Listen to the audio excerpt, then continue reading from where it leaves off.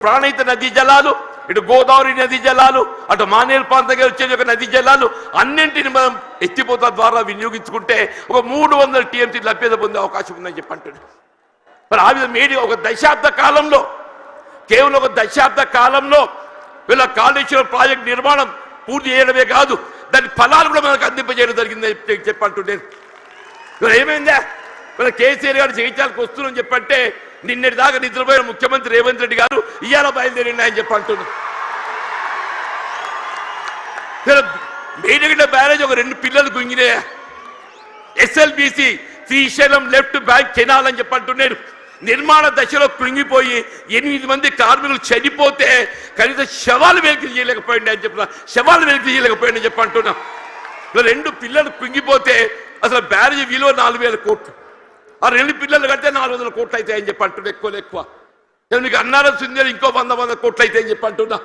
ఇలా 2 సంవత్సరాల కాలం ఏదైతుందో ఏదో ప్రకృతి సహకరించింది అదృష్టం, మన కరువు సమస్య ఉత్పన్నం కాలేదు.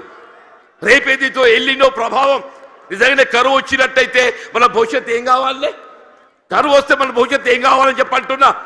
అదే పెద్దలు కేసీఆర్ గారు ఏదైతే జగిత్యాల పట్టణానికి వస్తున్న సందర్భంగా రేవంత్ రెడ్డి ఏదైతుందో నిద్ర లేచినట్టు నటిస్తుందని చెప్పి అంటున్నా.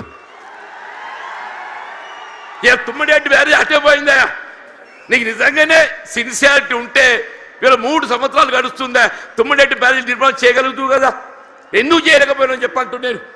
వీళ్ళు నిన్నటి వరకు ఏదైతుందో వీళ్ళు ఏ కాళేశ్వరం కూళేశ్వరం అని మాట్లాడిండే, అదే కాళేశ్వరం అదే మేడిగడ్డ ఏదైతుందో మన భవిష్యత్తు ఏదైతుందో మనకేది అండగా ప్రాజెక్టే మేడిగడ్డ కాబోతుందని చెప్పి అంటున్నాను.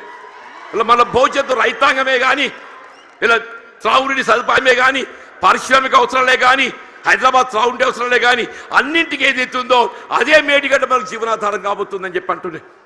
వాస్తవం చెప్పాలంటే ఇలా కేసీఆర్ గారి యొక్క విజన్, వారి యొక్క దూరదృష్టి, మన తెలంగాణ రాష్ట్ర ఏర్పాటు సాధన కొరకు మరి ఉద్యమించినాడు కరీంనగర్ జిల్లా కేంద్రంగా వారు టీఆర్ఎస్ ఆరంభింపజేయడం జరిగిందని చెప్పి అంటున్నారు. అందరూ ఆశ్చర్యపోయిండు, ఇదేంటి అందరూ మర్చిపోయిన తెలంగాణ నినాదం ఈయన లేవనెత్తుతుందని చెప్పారు. ఒంటరి పోరాటం ఆయన ఒక్కరు బయలుదేరితే యావత్ తెలంగాణ సమాజం ఆయన వెంట నడిచిందని చెప్పి అంటున్నాం. యావత్ తెలంగాణ సమాజం ఆయన వెంట నడిచి తెలంగాణ సాధ్యమైందని చెప్పి అంటున్నాం.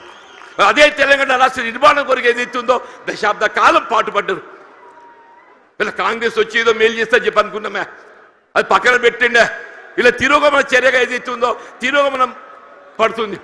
మళ్ళీ తెలంగాణ రాష్ట్ర పునర్నిర్మాణం కావాలని చెప్పంటే కేసీఆర్ గారి యొక్క నాయకత్వం మాత్రమే తెలంగాణ రాష్ట్రాన్ని పునర్నిర్మాణం చేయగలుగుతా చెప్పంటున్నాను. మీరు ఎక్కడ ఏ పల్లె కనపడినా చెప్పిన ఒకటే నినాదం వస్తుంది.